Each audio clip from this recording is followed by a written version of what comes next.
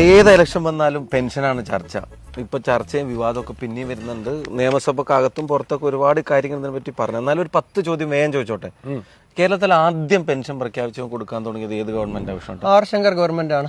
R Shankar ധനകാര്യമന്ത്രി കൂടിയായിരുന്നു, മുഖ്യമന്ത്രി ആയിരുന്നപ്പോൾ അദ്ദേഹമാണ് കേരളത്തിൽ ആദ്യമായിട്ട് സാമൂഹ്യ പെൻഷൻ കൊടുക്കാൻ തുടങ്ങി. അപ്പൊ ഈ 80 മുതലാണെന്ന് ഇങ്ങനെ പറഞ്ഞുകൊണ്ടിരിക്കുന്നതിനകത്ത് ഒരു കാര്യമില്ല. 80 മുതലല്ല, ആർ ശങ്കറാണ് കേരളത്തിൽ ആദ്യമായിട്ട് സാമൂഹ്യ പെൻഷൻ കൊടുത്തത്. 80 മുതലാണെന്ന് പറഞ്ഞത് കളവാണ്. UDF ഗവൺമെന്റ് ഒരു പെൻഷനും കൂട്ടിയിട്ടില്ല എന്ന് ഇതുപോലെ പറഞ്ഞുകൊണ്ടിരിക്കുന്നുണ്ട്. ചെറിയ സംശയം, 300-400 ആക്കിയ ഗവൺമെന്റ് ഏതാ?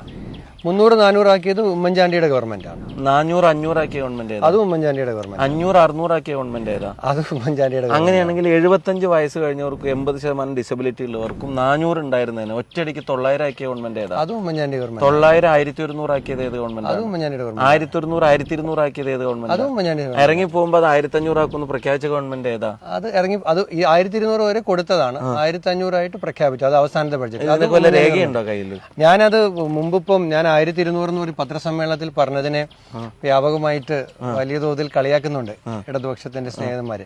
എന്റെ കയ്യിലുള്ളത് 13/2/2024 H. സലാം MLA-ക്ക് KN ബാലഗോപാൽ നിയമസഭയിൽ കൊടുത്ത മറുപടിയാണ്. അതിലിങ്ങനെ ചാർട്ട് വരച്ചിട്ടിട്ടുണ്ട്. ഷാഫിക്ക് കാണാമല്ലോ. 75 വയസ്സിന് മുകളിൽ 1500, 75 വയസ്സ് വരെ 600, 80% അതിനു മുകളിൽ 1100. ഇതിനകത്തെ പേരിൽ പറയുന്നുണ്ട് 80 വയസ്സിന് മുകളിൽ പ്രായമുള്ളവർക്ക് 1200. ഇങ്ങനെ ഓരോ ഘട്ടത്തിൽ പിന്നെ ഈ ഞാൻ നേരത്തെ പറഞ്ഞ പെൻഷനുകൾ വർദ്ധിപ്പിച്ചതിനെ കുറിച്ചുള്ള അദ്ദേഹത്തിന്റെ മറുപടിയാണിത്. രേഖ എടുക്കാൻ താല്പര്യമുള്ള ആർക്കെങ്കിലും ഏതെങ്കിലും വെബ്സൈറ്റിൽ പോയി ഇതിന്റെ ഡീറ്റെയിൽ കിട്ടുമോ? LSGDയുടെ വെബ്സൈറ്റിൽ പെൻഷൻ ഹിസ്റ്ററി എന്ന് പറഞ്ഞിട്ട് നോക്കിയാൽ LSGD വെബ്സൈറ്റിൽ ഇങ്ങനെ ഓരോ വർഷവും കൂട്ടിയതിന്റെ പെൻഷൻ ഹിസ്റ്ററി ഇപ്പോഴും കിടപ്പുണ്ട്. ഇനി ഇപ്പോഴും ആർക്ക് വേണമെങ്കിൽ എടുത്ത് നോക്കാം.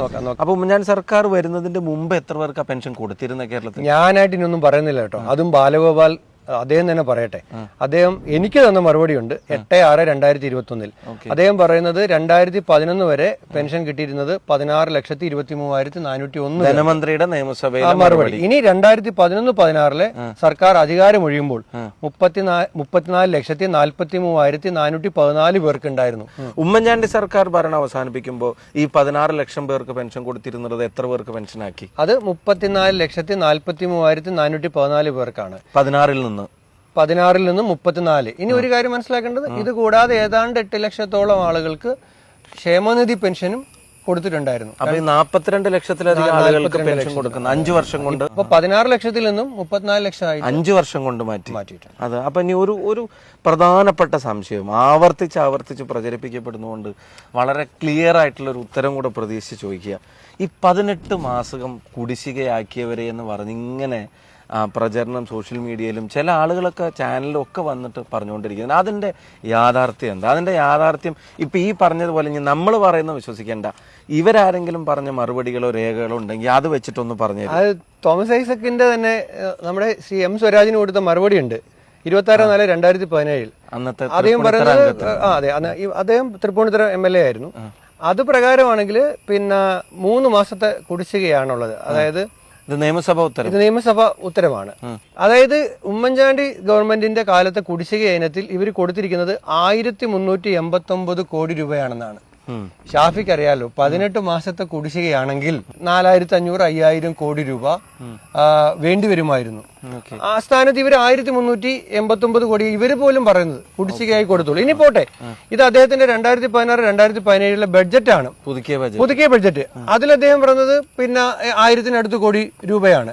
പിന്നെ KM മാണിക്കെതിരെ ഒരു ആരോപണം ഉണ്ടായ സമയത്ത് നിയമസഭ തല്ലിപ്പൊളിച്ച ഈ ആളുകള് 18 മാസം കുടിശ്ശിക ഉണ്ടായിട്ട് പോലും ഒരു അടിയന്തര പ്രമേയം പോലും അവതരിപ്പിച്ചില്ല എന്ന് പറഞ്ഞാല് ആരെങ്കിലും വിശ്വസിക്കും? അത് തന്നെ വളരെ വ്യക്തമാണ്. 18 മാസം കേരളത്തിൽ പെൻഷൻ കുടിശ്ശിക ഉണ്ടായിരുന്നെങ്കിൽ നിയമസഭയിൽ എത്രയോ നിയമസഭാ സമ്മേളനങ്ങൾ ആ കാലയളവിൽ നടന്നിട്ടുണ്ടാവും. കുടിശ്ശികക്ക് കാരണം DBT സംവിധാനത്തിൽ ഗുണഭോക്താക്കളുടെ വിവരങ്ങൾ യഥാസമയം രേഖപ്പെടുത്താത്തതും തെറ്റായ രേഖപ്പെടുത്തലുകൾ, ബാങ്ക് അക്കൗണ്ടുകളുമായി ബന്ധപ്പെട്ട സാങ്കേതിക തടസ്സങ്ങൾ എന്നീ കാരണങ്ങൾ വിതരണം ചെയ്ത് ലഭിക്കാതെ പോയതും കുടിശ്ശികക്ക് കാരണമായിരുന്നുവെന്ന് ഈ 3 മാസത്തെ കുടിശ്ശികക്ക് അതും കൂടെ കാരണമായിരുന്നു അദ്ദേഹം തന്നെ പറയുന്നുണ്ട്. അപ്പൊ 18 മാസത്തെ കുടിശ്ശിക എന്ന ഈ വ്യാജ പ്രചരണം അത് പുതുപ്പള്ളിയിൽ ഉണ്ടായിരുന്നില്ല. അത് പുതുപ്പള്ളിയിലുണ്ടായിരുന്നു, പാലക്കാട് ഉണ്ടായിരുന്നു, തൃക്കാക്കരയിലുണ്ടായിരുന്നു, എല്ലാ ഇലക്ഷനും ഉണ്ടായിരുന്നു. ഇനി ഒരു കാര്യം കൂടെ ചോദിച്ചോട്ടെ, ഈ പെൻഷൻ കൊടുക്കാൻ വേണ്ടി സെസ് ഏർപ്പെടുത്തിയ ഗവൺമെന്റ് ഏതാ? ഇവരാണ് ഇപ്പോ ഡീസലിനും പെട്രോളിനും 2 രൂപ വെച്ച് വാങ്ങിക്കുക. അല്ലെങ്കിൽ തന്നെ സെഞ്ചുറി അടിച്ചതാണ് ഡീസലും പെട്രോളും. അതിനകത്ത് കേന്ദ്ര സർക്കാരിന്റെ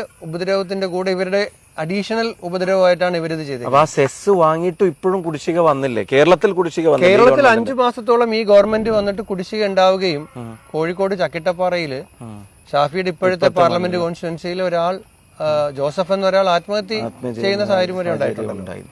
അപ്പൊ അതാണ് പെൻഷനെ പറ്റിയുള്ള യാഥാർത്ഥ്യങ്ങൾ. വാട്സപ്പ് യൂണിവേഴ്സിറ്റികൾ പ്രചരിപ്പിക്കുന്ന കാര്യങ്ങളല്ല യാഥാർത്ഥ്യങ്ങൾ. ഇത് രേഖകളാണ് സംസാരിക്കുന്നത്.